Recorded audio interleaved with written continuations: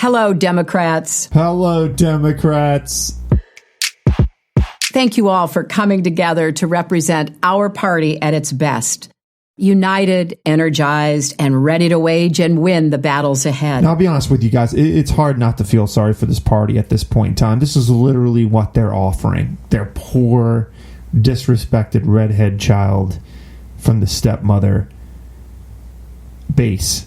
So they robbed them of the election, the primary election. Then they offer up this blue-suited, Barney-looking hack that just got her butt handed to her in an election. This is what they came up with to try to duct tape off in the emergency room of politics the party that is, I don't know, they're out there in the street protesting who knows what. The average American people just see stuff getting burnt. They're like, oh, who knows? What are the Marxists, the burlap-wearing Marxists and the Evo human haters? What are they out there protesting nowadays? This is what they're offered.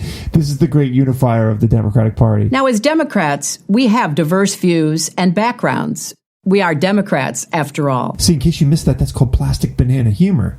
That's called little puppeteer marionette humor. Some staffer on her team said, oh, this is going to go over like Bill Cosby in the 70s. You just say, we're the party of diversity after all. When I say diversity, I certainly don't mean you can think what you want, because we all know that's not true. I don't know why Hillary Clinton has a Bill Clinton accent, but we're going to keep going with it. Yeah, I don't mean diversity of thought. I certainly don't mean that. I certainly don't mean you can wander off the plantation of what we tell you to think, tell you to vote, tell you to act. That's certainly not true. We're, after all, the party of huge, enormous, woolly mammoth government that likes to tell you exactly what to eat, exactly how to raise your kids, exactly what you should pay, exactly what you should keep. We're the big brother party. So when I say diversity, don't get confused. What I mean is we're focusing on the skin color.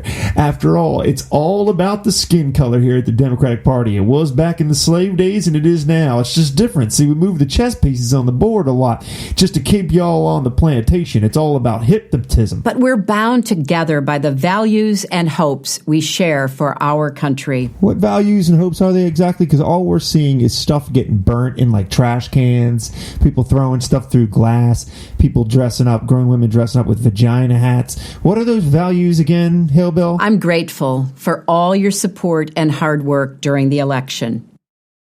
Being your candidate was the honor of a lifetime. And I was inspired to see women and men from all walks of life and every corner of our country coming together on behalf of our shared values. And while we didn't get the outcome we worked so hard for, I'll always be proud of the campaign we ran, a campaign that was better and stronger thanks to each of you. After the primaries, we came together as a party to write the most progressive platform in history. Ideas we championed are now inspiring leaders and activists across our country. I just want you to know, I'm not actually cutting this audio. This is how they prepared the audio. It's so Orwellian. It's like, I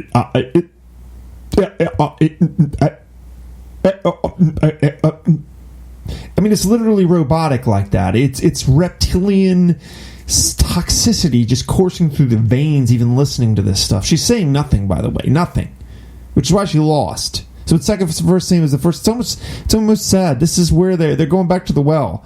They're going back to the corrupt, evil, cardboard cutout well, and they're hoping they're going to pull out champagne from the bucket this time. Nearly 66 million votes are fueling grassroots energy and activism. And just to be clear, what she's talking about there is she's fanning the flame of this illegitimate election. So this is just the whole storyboard from the Democrats, right? Not only did they lose this election, just straight down the middle of the plate lose, they lost 3 major blue states. People forget that with all this hype, and we also realized 2 million illegal votes were unearthed since the election. So we realized the Democrats actually got caught cheating again. So the entire popular vote message as well is a lie. But even if it was, it doesn't matter. We live in a republic. They lost Michigan, they lost Wisconsin, they lost Pennsylvania. They got their butts handed to them. It doesn't matter how many times MSNBC says differently. Democrats lost.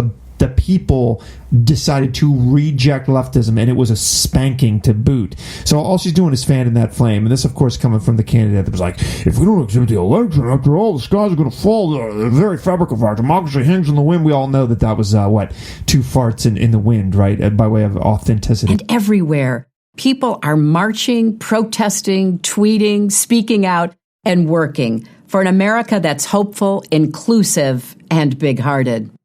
From the Women's March to airports where communities are welcoming immigrants, refugees, and people of every faith, to town hall meetings where people are speaking up for health care, the environment, good jobs, and all the other issues that deserve our passionate support.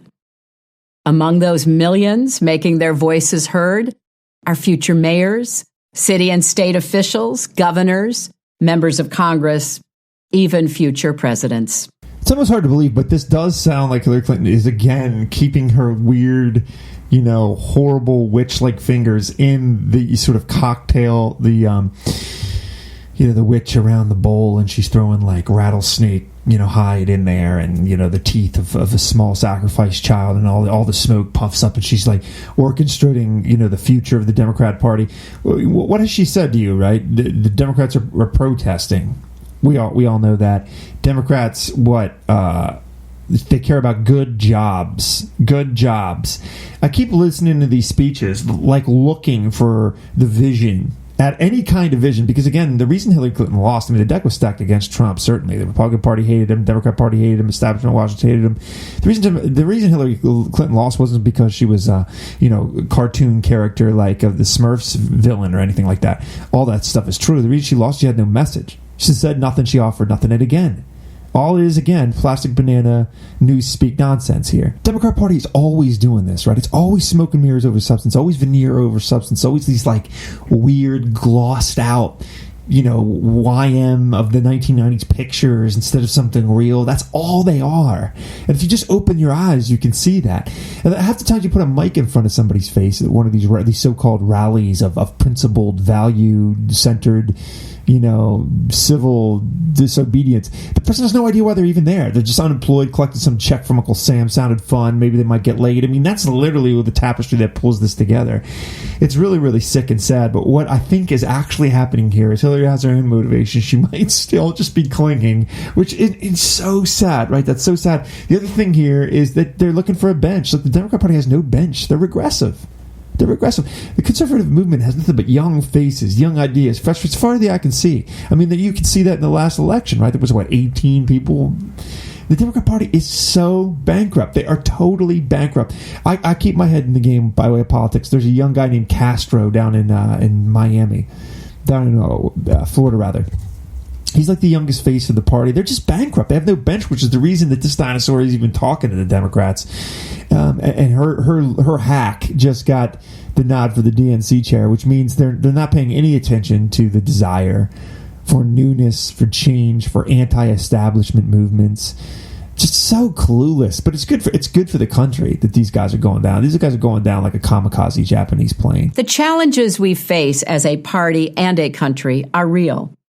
So now more than ever, we need to stay engaged in the field and online, reaching out to new voters, young people, and everyone who wants a better, stronger, fairer America. We as Democrats must move forward with courage, confidence, and optimism, and stay focused on the elections we must win this year and next. Let resistance plus persistence equal progress for our party and our country. Thank you to the leaders who've already done so much, beginning with Barack and Michelle Obama.